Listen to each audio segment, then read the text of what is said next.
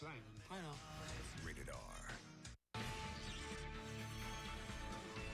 We now return to Driver's Seat on Modern Marvels.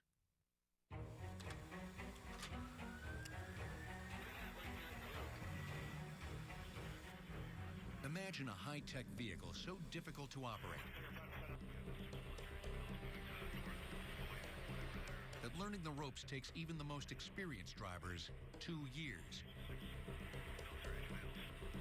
That's the challenge for every licensed helicopter pilot who wants to grab the reins of the U.S. Army's AH-64 Apache longboat.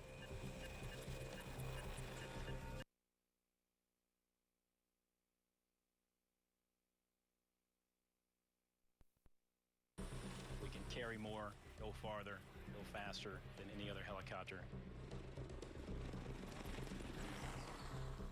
The Apache can soar as fast as 167 miles per hour and as high as 15,000 feet.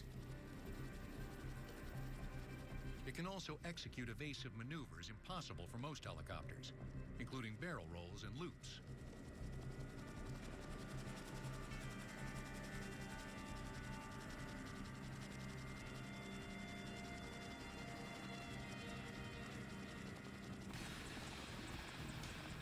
Any pilot who begins training on the Apache has already earned his wings as a chopper pilot.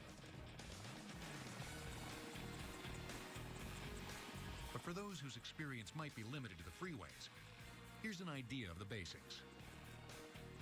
The key instrument in the cockpit is the cyclic control stick.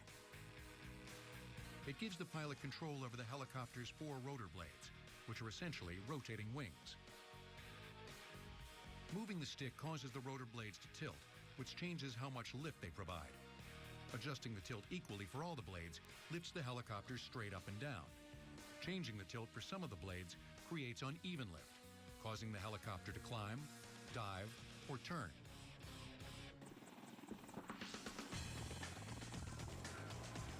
But controlling an Apache requires more than just skill. It also takes nerves.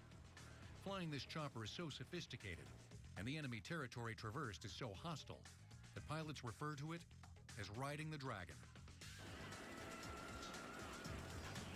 In the eyes of the enemy, the Apache is a very dangerous helicopter. In the eyes of friendly forces, it's also a very, very dangerous aircraft to learn how to fly. Typically, an aviator will go through approximately anywhere from 1.5 to 2 years of flight training from start to finish to become an Apache pilot. One of the most difficult things about flying the Apache is having to constantly shift focus from one eye to the other. Because the helmet is fitted with a monocle that's fixed in front of the pilot's right eye. 12 different instrument readings from the cockpit are projected onto the monocle screen. Other images can be superimposed there, from those shot by the helicopter's cameras to radar information. While the pilot's right eye is interpreting all that data, his left has to be free to scan outside the aircraft for threats. All the while, sensors are detecting exactly where his monocled right eye is looking. Just move the monocle's crosshairs on a target below, and the weapons he selects will swivel and aim precisely where he's looking. I think the biggest thing that everybody asks us about is if the gun really does follow the line of sight of where the pilot's looking, and it absolutely does.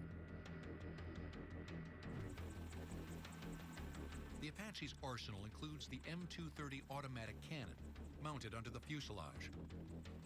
It can take out a target more than 2 miles away. You can shoot in excess of 600 rounds a minute.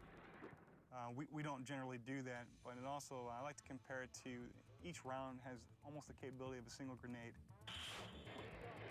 With the touch of a button, the pilot can also deploy a variety of smaller missiles and free-flight rockets, usually mounted and fired from underneath the wings. But the most powerful weapon at his disposal is the AGM-114, aptly known as the Hellfire missile. This is that missile that'll penetrate any known armor on the battlefield, and this thing will reach out and touch you 5 miles plus. Pinpoint accuracy. For all the onboard firepower, one of the most reassuring aspects of flying an Apache is the blanket of security that protects the crew. The windshield is made of reinforced glass that can withstand every type of small arms fire.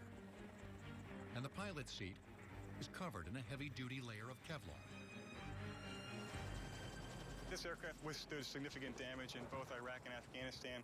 A lot of small arms fire, RPG fire. I think some of the newer features that make this aircraft as amazing as it is its capability to stay in the fight for long periods of time, its ability to take, an excessive amount of enemy fire and still stay in the fight and provide that capability to guys that desperately need it.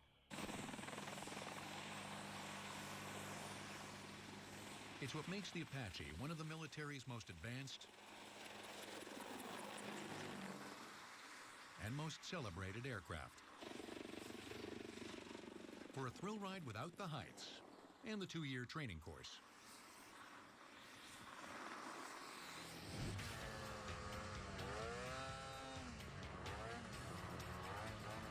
let's try on the wintry speed machine, owned by nearly 2 million Americans. The main allure to